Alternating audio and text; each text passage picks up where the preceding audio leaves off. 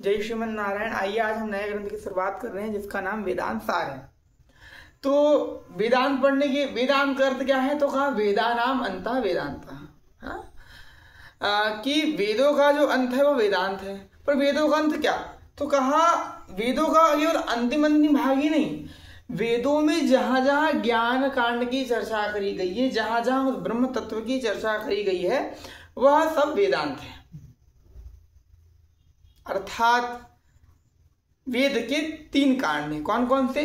कर्म कांड, उपासना कांड, ज्ञान कांड।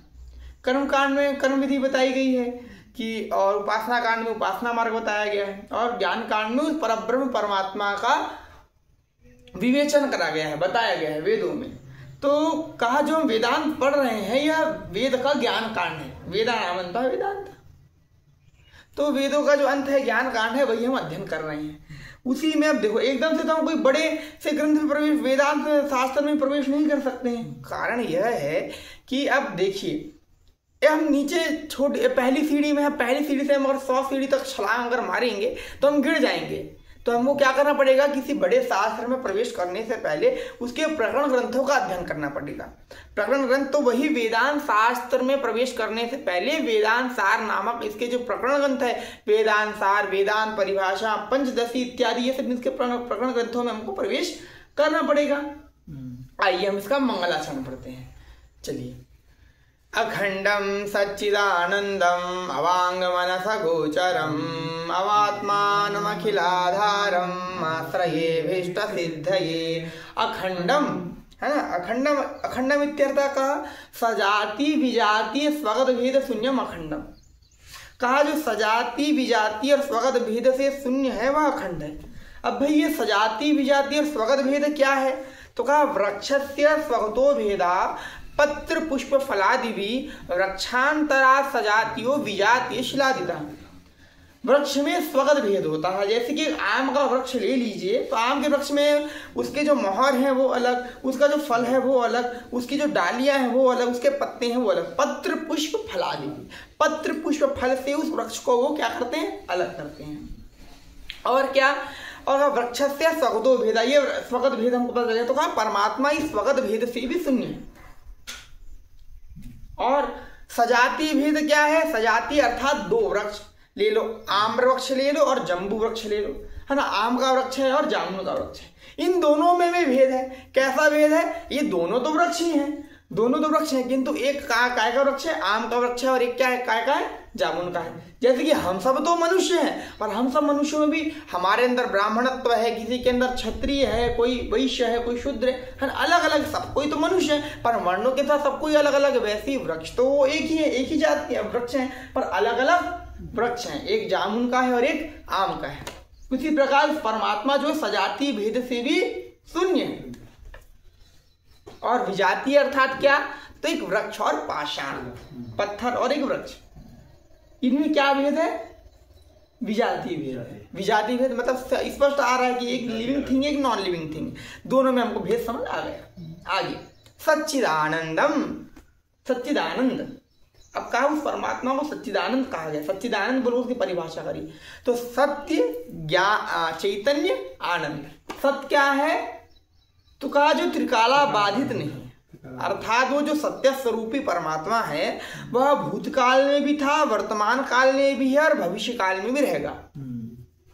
आप और हम नष्ट हो सकते हैं, किंतु परमात्मा जो है सदैव इस संसार में रहेगा। ये संसार भले ही विलीन हो जाए, संसार भले ही नष्ट हो जाए, किंतु फिर भी वो सत्य स्वरूपी परमात्मा रहेगा। आगे उस परमात्मा को चैतन्य कहा गया। चैतन्य अर्थात स्वयं प्रकाशित, स्वयं प्रकाशित।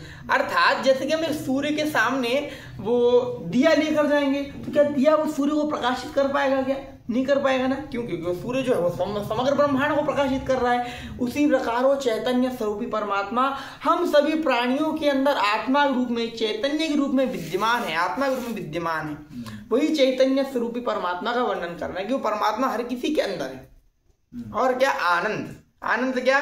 तो कहा जब व्यक्ति को अखंड स्वरूपी परमात्मा, सत्य स्वरूपी परमात्मा और चैतन्य स्वरूपी परमात्मा ज्ञान हो जाएगा तो उसे परम आनंद की प्राप्ति हो जाती है। और वो कैसा आनंद है? तो ये ऐसा आनंद है कि जो आनंद कभी समाप्त नहीं हो सकता। एक घड़ी तो हम ले लें भैया कि आनंद हम कई बार किसको मान लेते हैं, अच्छा भोजन मिल जाना यह आनंद है, अच्छी पत्नी मिल जाना यह आनंद है, किंतु यह आनंद नहीं, ये क्षणिक मात्र का आनंद है। फिर परम आनंद क्या है, तो कहा उस सत्य स्वरूपी परमात्मा का, उस चैतन्य स्वरूपी परमात्मा का, उस अखंड स्वरूपी परमात्मा का ज्ञान हो जाना ही परमानंद है। जब उनका ज्ञान हमें हो जाएगा तो हमें परमानंद की प्राप्ति हो जाएगी, तब हमें कहीं भटकना नहीं पड़ेगा, तब हम मोक्ष को प्राप्त हो जाएंगे। इसलिए वे बिना ज्ञान के व्यक्ति को मोक्ष नहीं मिल सकता, इसलिए ज्ञान अत्यंत आवश्यक है। अग्रे कहा अवांग मनसा गोचरम, अर्थात वो जो अखंड स्वरूपी परमात्मा है, वो जो सत्य स्वरूपी परमात्मा है, वो जो चैतन्य स्वरूपी परमात्मा है, वो वाणी और मन का विषय बनने वाला नहीं। फिर वो कैसे जान सकते हैं, जब उसको वाणी और मन से नहीं जान सकते तो उसको निर्मल मन, शुद्ध मन से जान सकते हैं।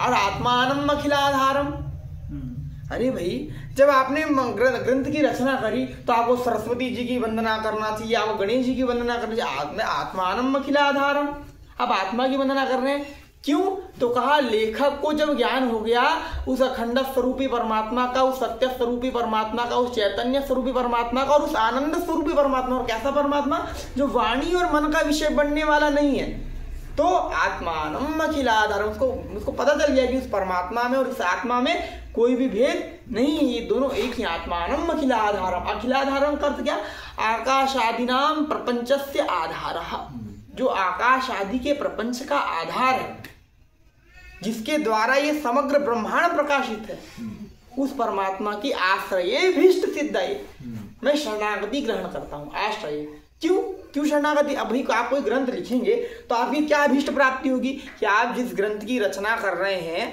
उस ग्रंथ का खूब प्रचार प्रसार हो, उसको अध्ययन करने वाला वैसा ही समझे जैसा उस ग्रंथ में बताना चाह रहे हैं, और क्या, तो कहा आपकी ग्रंथ की निर्विघ्नता पूर्वक समाप्ति हो, आप यही चाहेंगे ना, इसलिए तो आप मंगलाचरण करते हैं। तो कहा यह ग्रंथकार क्यों ही मंगलाचरण कर रहे हैं, ताकि यही सब चीजें के लिए वो इस सत्य स्वरूपी परमात्मा, अखंड स्वरूपी परमात्मा, चैतन्य स्वरूपी परमात्मा की शरणागति ग्रहण कर रहे हैं।